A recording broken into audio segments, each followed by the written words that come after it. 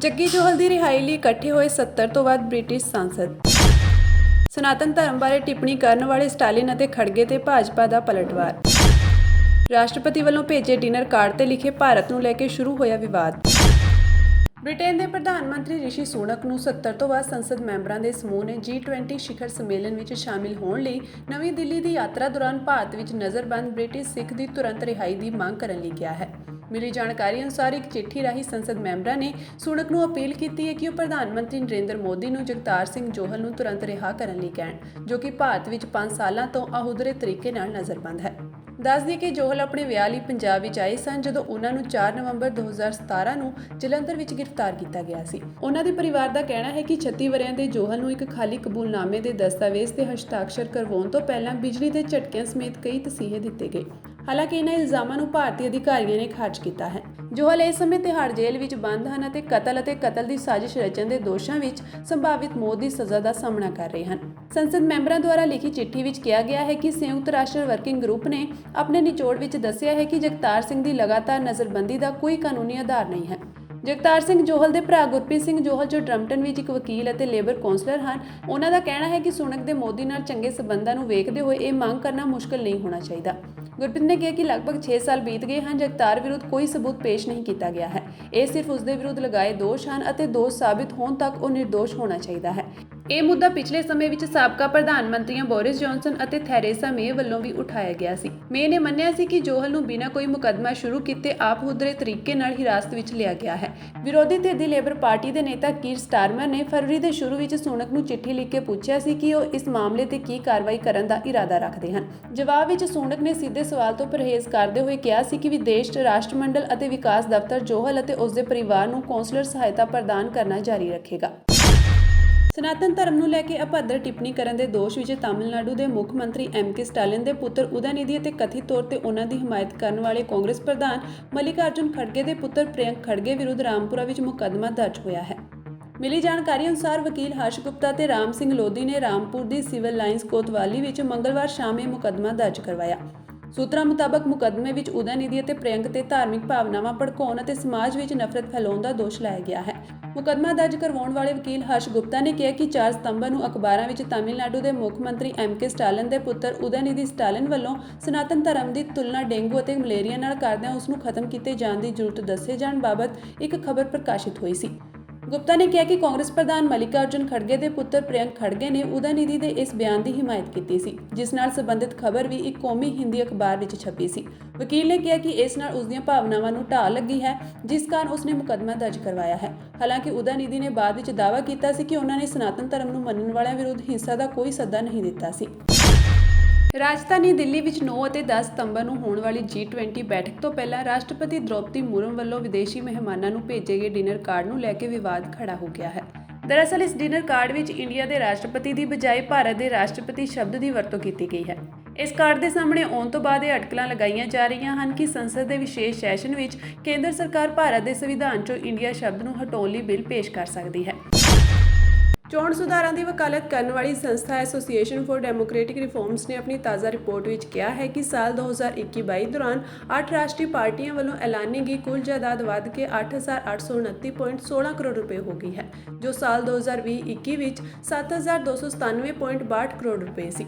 ADR ਨੇ ਵਿੱਤੀ ਸਾਲ 2020-21 ਅਤੇ 21-22 ਲਈ ਆਪਣੀ ਰਿਪੋਰਟ ਵਿੱਚ 8 ਰਾਸ਼ਟਰੀ ਪਾਰਟੀਆਂ ਭਾਰਤੀ ਜਨਤਾ ਪਾਰਟੀ, ਕਾਂਗਰਸ, ਰਾਸ਼ਟਰਵਾਦੀ Congress party, Bahujan Samaj party, Bharti communist party, ਮਾਰਕਸਵਾਦੀ ਕਮਿਊਨਿਸਟ ਪਾਰਟੀ, ਤ੍ਰਿਣਮੂਲ ਕਾਂਗਰਸ ਅਤੇ ਨੈਸ਼ਨਲ ਪੀਪਲਜ਼ ਪਾਰਟੀ ਦੁਆਰਾ ਘੋਸ਼ਿਤ ਕੀਤੀਆਂ ਗਈਆਂ ਜਾਇਦਾਦਾਂ ਦਾ ਵਿਸ਼ਲੇਸ਼ਣ ਕੀਤਾ ਹੈ। ਭਾਜਪਾ ਕੋਲ ਵਿੱਤੀ ਸਾਲ 2020-21 ਵਿੱਚ 4,990 ਕਰੋੜ ਰੁਪਏ ਦੀ ਜਾਇਦਾਦ ਸੀ, ਜੋ 2021-22 ਵਿੱਚ 21.17% ਵੱਧ ਕੇ 6,046.81 ਕਰੋੜ ਰੁਪਏ ਹੋ ਗਈ। ADR ਦੇ ਅਨੁਸਾਰ 2020-21 ਵਿੱਚ ਕਾਂਗਰਸ ਦੀ ਘੋਸ਼ਿਤ ਜਾਇਦਾਦ 691.11 ਕਰੋੜ ਰੁਪਏ ਸੀ, ਜੋ 2021-22 ਵਿੱਚ 16.58% ਵੱਧ ਕੇ 805.68 ਕਰੋੜ ਰੁਪਏ ਹੋ ਗਈ ਹੈ। ਰਿਪੋਰਟ ਵਿੱਚ ਕਿਹਾ ਗਿਆ ਹੈ ਕਿ ਭਾਜਪਾ ਇਕਲੌਤੀ ਰਾਸ਼ਟਰੀ ਪਾਰਟੀ ਹੈ ਜਿਸ ਨੇ ਆਪਣੀ ਸਾਲਾਨਾ ਘੋਸ਼ਿਤ ਜਾਇਦਾਦ ਵਿੱਚ ਗਿਰਾਵਟ ਦਿਖਾਈ ਹੈ। ਸਾਲ 2020-21 ਅਤੇ 21-22 ਦੇ ਵਿਚਕਾਰ ਬਸਪਾ ਦੀ ਕੁੱਲ ਜਾਇਦਾਦ 732.79 ਕਰੋੜ ਰੁਪਏ ਤੋਂ 5.74% ਘਟ ਕੇ 690.71 ਕਰੋੜ ਰੁਪਏ ਹੋ ਗਈ। ADR ਨੇ ਕਿਹਾ ਕਿ ਤ੍ਰਿਣਮੂਲ ਕਾਂਗਰਸ ਦੀ ਕੁੱਲ ਜਾਇਦਾਦ 2020-21 ਵਿੱਚ 182.1 ਕਰੋੜ ਰੁਪਏ ਸੀ, ਜੋ 151.70% ਦੀ ਵੱਧ ਕੇ 458.10 ਕਰੋੜ ਰੁਪਏ ਹੋ ਗਈ। ਰਾਸ਼ਟਰੀ ਪਾਰਟੀਆਂ ਦੁਆਰਾ ਘੋਸ਼ਿਤ ਵਿੱਤੀ ਸਾਲ 2020-21 ਲਈ ਕੁੱਲ ਦੇਣਦਾਰੀਆਂ 103.55 ਕਰੋੜ ਰੁਪਏ ਸਨ। ADR ਨੇ ਕਿਹਾ ਕਿ ਕਾਂਗਰਸ ਨੇ ਸਭ ਤੋਂ ਵੱਧ 71.58 ਕਰੋੜ ਰੁਪਏ ਦੀਆਂ ਦੇਣਦਾਰੀਆਂ ਦਾ ਐਲਾਨ ਕੀਤਾ। ਇਸ ਤੋਂ ਬਾਅਦ CPI ਨੇ 16.109 ਕਰੋੜ ਰੁਪਏ ਦੀਆਂ ਦੇਣਦਾਰੀਆਂ ਦਾ ਐਲਾਨ ਕੀਤਾ। ਵਿੱਤੀ ਸਾਲ 2021-22 ਲਈ ਕਾਂਗਰਸ ਫਿਰ 41.95 ਕਰੋੜ ਰੁਪਏ ਦੀਆਂ ਦੇਣਦਾਰੀਆਂ ਦੇ ਨਾਲ ਸ਼ਿਖਰ ਤੇ ਸੀ। ਇਸ ਤੋਂ ਬਾਅਦ CPIM ਅਤੇ ਬਸਪਾ ਨੇ ਕ੍ਰਮਵਾਰ 12.21 ਕਰੋੜ ਅਤੇ 5.17 ਕਰੋੜ ਰੁਪਏ ਦੀਆਂ ਦੇਣਦਾਰੀਆਂ ਘੋਸ਼ਿਤ ਕੀਤੀਆਂ। 2020-21 ਅਤੇ 21-22 ਦੇ ਵਿਚਕਾਰ ਪੰਜ ਪਾਰਟੀਆਂ ਨੇ ਦੇਣਦਾਰੀਆਂ ਵਿੱਚ ਕਟੌਤੀ ਦਾ ਐਲਾਨ ਕੀਤਾ। ਕਾਂਗਰਸ ਨੇ ਆਪਣੀਆਂ ਦੇਣਦਾਰੀਆਂ ਵਿੱਚ 29.63 ਕਰੋੜ ਰੁਪਏ, ਬਸਪਾ ਨੇ 6.3 ਕਰੋੜ ਰੁਪਏ, CPM ਨੇ 3.99 ਕਰੋੜ ਰੁਪਏ, ਤ੍ਰਿਣਮੂਲ ਨੇ 1.30 ਕਰੋੜ ਰੁਪਏ ਅਤੇ NCP ਨੇ 1 ਲੱਖ ਰੁਪਏ ਦੀ ਕਟੌਤੀ ਦਾ ਐਲਾਨ ਕੀਤਾ ਹੈ। ਸੌਦਾ ਸਾਧ ਦੀ ਬੇਅਦਬੀ ਮਾਮਲੇ ਵਿੱਚ ਪੰਜਾਬ ਅਤੇ ਹਰਿਆਣਾ ਹਾਈ ਕੋਰਟ ਵਿੱਚ ਪਟੀਸ਼ਨ ਤੇ ਅੱਜ ਸੁਣਵਾਈ ਹੋਵੇਗੀ। ਰਾਮ ਰਹੀਮ ਵੱਲੋਂ ਦਾਇਰ ਪਟੀਸ਼ਨ ਵਿੱਚ ਉਸਨੇ ਪੰਜਾਬ ਦੀ ਵਿਸ਼ੇਸ਼ ਜਾਂਚ ਟੀਮ SIT ਤੇ ਵਿਸ਼ਵਾਸ ਦੀ ਕਮੀ ਤੇ ਚਿੰਤਾ ਜ਼ਾਹਰ ਕੀਤੀ ਹੈ। ਇਸ ਦੇ ਨਾਲ ਹੀ ਮਾਮਲੇ ਦੀ CBI ਤੋਂ ਜਾਂਚ ਕਰਵਾਉਣ ਦੀ ਵੀ ਮੰਗ ਕੀਤੀ ਹੈ।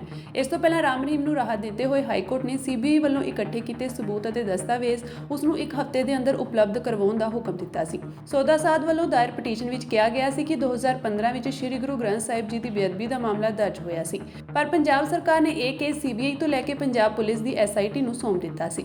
ਇਸ ਕੇਸ ਦੀ ਸੁਣਵਾਈ ਪੰਜਾਬ ਵਿੱਚ ਚੱਲ ਰਹੀ ਸੀ, ਜਿਸ ਨੂੰ ਬਾਅਦ ਵਿੱਚ ਚੰਡੀਗੜ੍ਹ ਦੀ ਜ਼ਿਲ੍ਹਾ ਅਦਾਲਤ ਵਿੱਚ ਤਬਦੀਲ ਕਰ ਦਿੱਤਾ ਗਿਆ ਸੀ। ਪਟੀਸ਼ਨਕਰਤਾ ਨੇ ਜ਼ਿਲ੍ਹਾ ਅਦਾਲਤ ਵਿੱਚ ਇੱਕ ਅਰਜ਼ੀ ਦਾਇਰ ਕਰਕੇ CBI ਵੱਲੋਂ ਪ੍ਰਾਪਤ ਸਬੂਤ ਅਤੇ ਦਸਤਾਵੇਜ਼ ਪਹੁੰਚਾਉਣ ਦੀ ਮੰਗ ਕੀਤੀ ਸੀ। ਸੌਦਾ ਸਾਧ ਵੱਲੋਂ ਦਾਇਰ ਪਟੀਸ਼ਨ ਵਿੱਚ ਹਾਈ ਕੋਰਟ ਨੂੰ ਦੱਸਿਆ ਗਿਆ ਕਿ ਜ਼ਿਲ੍ਹਾ ਅਦਾਲਤ ਨੇ ਮੰਨਿਆ ਸੀ ਕਿ SIT ਨੇ CBI ਵੱਲੋਂ ਇਕੱਠੇ ਕੀਤੇ ਦਸਤਾਵੇਜ਼ ਦਿੱਤੇ ਸਨ, ਪਰ ਰਾਮ ਰਹੀਮ ਨੇ ਹਾਈ ਕੋਰਟ ਵਿੱਚ ਦਾਇਰ ਪਟੀਸ਼ਨ ਵਿੱਚ ਕਿਹਾ ਸੀ ਕਿ ਜੋ ਦਸਤਾਵੇਜ਼ ਅਤੇ ਸਬੂਤ ਇਕੱਠੇ ਕੀਤੇ ਗਏ ਹਨ ਉਹ ਉਸ ਨੂੰ ਮੁਹੱਈਆ ਨਹੀਂ ਕਰਵਾਏ ਗਏ।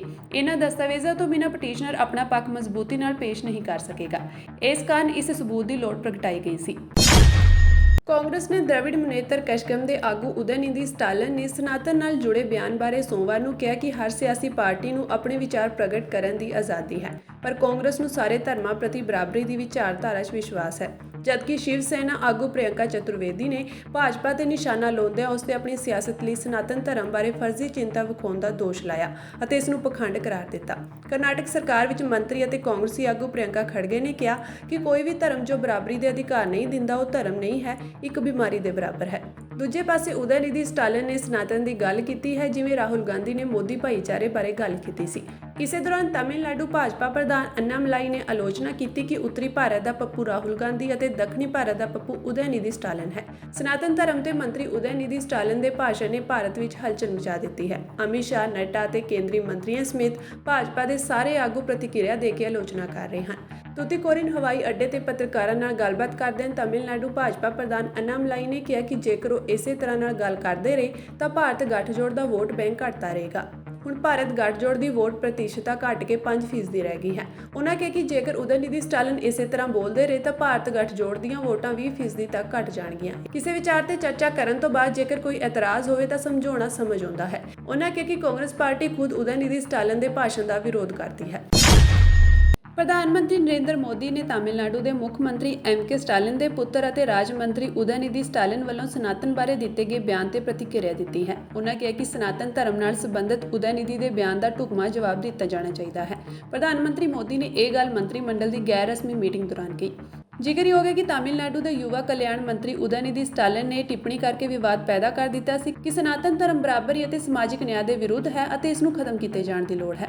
ਤਾਮਿਲਨਾਡੂ ਦੇ ਮੁੱਖ ਮੰਤਰੀ MK ਸਟਾਲਿਨ ਦੇ ਪੁੱਤਰ ਉਦੈਨਿਧੀ ਨੇ ਸਨਾਤਨ ਧਰਮ ਦੀ ਤੁਲਨਾ ਕੋਰੋਨਾ ਵਾਇਰਸ, ਮਲੇਰੀਆ ਅਤੇ ਡੇਂਗੂ ਨਾਲ ਕੀਤੀ ਸੀ ਅਤੇ ਕਿਹਾ ਸੀ ਕਿ ਅਜਿਹੀਆਂ ਚੀਜ਼ਾਂ ਦਾ ਵਿਰੋਧ ਨਹੀਂ ਕਰਨਾ ਚਾਹੀਦਾ, ਸਗੋਂ ਨਸ਼ਟ ਕਰਨਾ ਚਾਹੀਦਾ ਹੈ। 16 ਜਥੇਬੰਦੀਆਂ ਦੀ ਚੰਡੀਗੜ੍ਹ ਵਿੱਚ ਹੋਈ ਮੀਟਿੰਗ ਵਿੱਚ ਕੇਂਦਰ ਸੰਬੰਧਿਤ ਵੱਡੀਆਂ ਮੰਗਾਂ ਤੇ ਸਹਿਮਤੀ ਨਹੀਂ ਬਣੀ, ਜਿਸ ਤੋਂ ਬਾਅਦ ਕਿਸਾਨਾਂ ਵੱਲੋਂ 28 ਸਤੰਬਰ ਤੋਂ 3 ਦਿਨ ਦੇ ਰੇਲ ਰੋਕੋ ਮੋਰਚੇ ਦਾ ਐਲਾਨ ਕਰ ਦਿੱਤਾ ਗਿਆ ਹੈ। 8 ਸਤੰਬਰ ਨੂੰ ਪੂਰੇ ਉੱਤਰ ਭਾਰਤ ਵਿੱਚ G20 ਸਮਿਟ ਦੌਰਾਨ ਪੁਤਲੇ ਫੂਕ ਮੁਜ਼ਾਹਰੇ ਕੀਤੇ ਜਾਣਗੇ। ਦੱਸ ਦਈਏ ਕਿ ਪਿਛਲੇ ਦਿਨੀ ਉੱਤਰ ਭਾਰਤ ਦੇ 6 ਰਾਜਾਂ ਦੀਆਂ 16 ਜਥੇਬੰਦੀਆਂ ਵੱਲੋਂ ਕੇਂਦਰ ਨਾਲ ਸੰਬੰਧਿਤ ਮੰਗਾਂ ਨੂੰ ਲੈ ਕੇ ਚੰਡੀਗੜ੍ਹ ਕੂਚ ਦੇ ਐਲਾਨ ਦੇ ਚੱਲਦਿਆਂ ਖਾਸ ਕਰਕੇ ਪੰਜਾਬ ਹਰਿਆਣਾ ਸਰਕਾਰ ਵੱਲੋਂ ਪੁਲਿਸ ਬਲ ਦਾ ਪ੍ਰਯੋਗ ਕਰਕੇ ਆਗੂਆਂ ਦੀ ਫੜ ਪਕੜ ਅਤੇ ਸ਼ਾਂਤਮਈ ਅੰਦੋਲਨ ਕਰਨ ਜਾ ਰਹੇ ਲੋਕਾਂ ਤੇ ਲਾਠੀਚਾਰਜ ਕੀਤਾ ਗਿਆ ਸੀ। ਇਸ ਦੌਰਾਨ ਇੱਕ ਕਿਸਾਨ ਦੇ ਸ਼ਹੀਦ ਹੋਣ ਉਪਰੰਤ ਸਹਿਮਤੀ ਬਣੀ ਅਤੇ ਮੀਟਿੰਗ ਤੈਅ ਹੋਈ। 16 ਜਥੇਬੰਦੀਆਂ ਦੇ ਨੁਮਾਇੰਦੇ ਅਤੇ ਚੰਡੀਗੜ੍ਹ, ਪੰਜਾਬ ਅਤੇ ਹਰਿਆਣਾ ਅਤੇ ਕੇਂਦਰ ਦੇ ਅਧਿਕਾਰੀਆਂ ਵਿਚਕਾਰ ਮੀਟਿੰਗ ਹੋਈ। ਮੀਟਿੰਗ ਤੋਂ ਬਾਅਦ ਕਿਸਾਨ ਮਜ਼ਦੂਰ ਸੰਘਰਸ਼ ਕਮੇਟੀ ਦੇ ਸਰਵਣ ਸਿੰਘ ਪੰਧੇਰ ਅਤੇ ਭਾਰਤੀ ਕਿਸਾਨ ਮਜ਼ਦੂਰ ਯੂਨੀਅਨ ਤੋਂ ਸੁਰੇਸ਼ ਕੋਤ ਨੇ ਕਿਹਾ ਕਿ ਉੱਤਰ ਭਾਰਤ ਦੇ ਹੜ੍ਹ ਪੀੜਤ ਰਾਜਾਂ ਲਈ 50,000 ਕਰੋੜ ਦੀ ਰਾਹਤ ਰਾਸ਼ੀ ਤੋਂ ਇਲਾਵਾ MSP ਗਾਰੰਟੀ ਕਾਨੂੰਨ ਬਣਾਉਣ, ਮਨਰੇਗਾ ਤਹਿਤ ਹਰ ਸਾਲ 200 ਦਿਨ ਦਾ ਰੁਜ਼ਗਾਰ ਅਤੇ ਦਿੱਲੀ ਮੋਰਚੇ ਦੌਰਾਨ ਬਣੇ ਪੁਲਿਸ ਕੇਸ ਰੱਦ ਕਰਨ ਦੀ ਮੰਗ ਤੇ ਖੜੀਆਂ ਰਹੀਆਂ, ਜਿਸ ਤੇ ਪ੍ਰਸ਼ਾਸਨ ਵੱਲੋਂ ਕੋਈ ਤਸੱਲੀਯੋਗ ਜਵਾਬ ਨਹੀਂ ਮਿਲਿਆ। ਆਗੂਆਂ ਨੇ ਦੱਸਿਆ ਕਿ ਜਥੇਬੰਦੀਆਂ ਨੇ ਆਪਸੀ ਮੀਟਿੰਗ ਕਰਕੇ ਫੈਸਲਾ ਕੀਤਾ ਹੈ ਕਿ 16 ਜਥੇਬੰਦੀਆਂ ਉਪਰੋਕਤ ਮੰਗਾਂ ਅਤੇ ਕਿਸਾਨਾਂ ਮਜ਼ਦੂਰਾਂ ਦੇ ਪੂਰਨ ਕਰਜ਼ੇ ਮਾਫ ਕਰਨ ਅਤੇ ਸਵਾਮੀਨਾਥਨ ਕਮਿਸ਼ਨ ਦੀ ਰਿਪੋਰਟ ਲਾਗੂ ਕਰਵਾਉਣ ਦੀਆਂ ਮੰਗਾਂ ਨੂੰ ਲੈ ਕੇ 28 ਸਤੰਬਰ ਤੋਂ 3 ਦਿਨ ਦਾ ਰੇਲ ਰੋਕੋ ਮੋਰਚਾ ਸ਼ੁਰੂ ਕਰਨਗੀਆਂ, ਜਿਸ ਦੇ ਪਹਿਲੇ ਪੜਾਅ ਦੀ ਸ਼ੁਰੂਆਤ ਪੰਜਾਬ ਵਿੱਚ ਰੇਲ ਰੋਕੋ ਮੋਰਚਾ ਸ਼ੁਰੂ ਕਰਕੇ ਕੀਤੀ ਜਾਵੇਗੀ। ਉਹਨਾਂ ਕਿਹਾ ਕਿ ਜੇਕਰ ਸਰਕਾਰ ਮੰਗਾਂ ਦੇ ਹੱਲ ਲਈ ਕਦਮ ਨਹੀਂ ਚੱਕਦੀ ਤਾਂ ਅਗਲੇ ਪੜਾਅ ਦੇ ਰੇਲ ਰੋਕੋ ਦਾ ਐਲਾਨ ਮੋਰਚੇ ਦੌਰਾਨ 16 ਜਥੇਬੰਦੀਆਂ ਦੁਆਰਾ ਕੀਤਾ ਜਾਵੇਗਾ। ਉਹਨਾਂ ਕਿਹਾ ਕਿ ਰੇਲਾਂ ਰੋਕਣਾ ਜਥੇਬੰਦੀ ਦੀ ਅਣਖ ਦਾ ਸਵਾਲ ਹੈ। ਜੇਕਰ ਰੇਲਾਂ ਜਾਮ ਹੋਣ ਨਾਲ ਲੋਕਾਂ ਨੂੰ ਪਰੇਸ਼ਾਨੀ ਹੁੰਦੀ ਹੈ ਤਾਂ ਇਸ ਦੀ ਜ਼ਿੰਮੇਵਾਰ ਕੇਂਦਰ ਸਰਕਾਰ ਹੋਵੇਗੀ। ਜੇਕਰ ਸਰਕਾਰ ਚਾਹੁੰਦੀ ਹੈ ਕਿ ਇਸ ਤੋਂ ਬਚਾਅ ਹੋਵੇ ਤਾਂ ਸਮਾਂ ਰਹਿੰਦੇ ਇਹਨਾਂ ਮਸਲਿਆਂ ਦਾ ਹੱਲ ਕਰੇ। ਉਹਨਾਂ ਦੱਸਿਆ ਕਿ 8 ਤਰੀਕ G20 ਸੰਮੇਲਨ ਦੇ ਵਿਰੋਧ ਵਿੱਚ ਪੂਰੇ ਉੱਤਰ ਭਾਰਤ ਵਿੱਚ ਪੁਤਲੇ ਫੂਕ ਵਿਰੋਧ ਪ੍ਰਦਰਸ਼ਨ ਕੀਤੇ ਜਾਣਗੇ। ਉਹਨਾਂ ਦੱਸਿਆ ਕਿ 16 ਜਥੇਬੰਦੀਆਂ ਦੀ ਅਗਲੀ ਮੀਟਿੰਗ 11 ਸਤੰਬਰ ਨੂੰ ਕੀਤੀ ਜਾਵੇਗੀ। ਤੁਹਾਡੀ ਚਿੱਠੀ ਆ ਸਾਡੇ ਕੋਲ, ਅਸੀਂ ਨੁਮਾਇੰਦੇ ਜਿਹੜੇ ਪਿਛਲੀ ਵਾਰੀ ਵੀ ਆਏ ਸੀ, ਜਦੋਂ ਦੇਖੋ ਲੋੜ ਸੀ ਕਿ ਚੰਡੀਗੜ੍ਹ ਦਾ ਮੋਰਚਾ, ਹੁਣ ਲੋੜ ਨਹੀਂ ਲੱਗਦੀ ਇਹਨਾਂ ਨੂੰ। ਹੁਣ ਬਦਤਮੀਜ਼ੀ ਕਰ ਰਿਹਾ ਸੀਗਾ ਵੀ ਸਾਰੇ ਆਗੂ ਜਾਣੇ ਪਛਾਣੇ ਲੀਡਰ ਆ ਪੰਜਾਬ ਦੇ, ਹਰਿਆਣੇ ਦੇ, ਯੂਪੀ ਦੇ, ਤੁਸੀਂ ਇਸ ਤਰੀਕੇ ਨਾਲ ਵਿਹਾਰ ਕੀ ਕਰ ਰਹੇ ਹੋ? ਤਾਂ ਇਸ ਕਰਕੇ ਅਸੀਂ ਬਾਹਰ ਆ ਕੇ ਤੁਸੀਂ ਵੇਖ ਲਓ ਵੀ ਗੱਲ ਕਰਨੀ ਮੈਂ ਕਿ ਅਸੀਂ ਸੀਨੀਅਰ ਆਗੂ ਨੂੰ ਸੱਦੋ, ਸੀਰੀਅਲ ਅਸੀਂ ਅਧਿਕਾਰੀ ਨਾਲ ਗੱਲ ਕਰ ਲਈਏ। ਕੀ ਕਿਹਾ ਕੀ ਜਾ ਰਿਹਾ ਉਹਨਾਂ ਦੇ ਵੱਲੋਂ? ਉਹ ਜਾਣ ਬੁੱਝ ਕੇ ਦਬਕੇ ਮਾਰ ਰਹੇ ਜੀ, ਇੱਧਰ ਆ ਜਾਓ, ਉੱਧਰ ਚਲੇ ਜਾਓ, ਆ ਨਾ ਜਾਵੇ, ਉਹ ਨਾ ਜਾਵੇ। ਪਰ ਉਹਨਾਂ ਦਾ ਕਹਿਣਾ ਹੈ ਕਿ ਮੈਨੂੰ ਮੇਰੇ ਲੋਕ ਨਾ ਅਸੀਂ ਚੈੱਕ ਕਰ ਲਓ, ਸ਼ਨਾਖਤ ਕਰ ਲਓ, ਆ ਕੋਈ ਨਾ ਅਸੀਂ ਦੱਸਣਾ ਨਾ।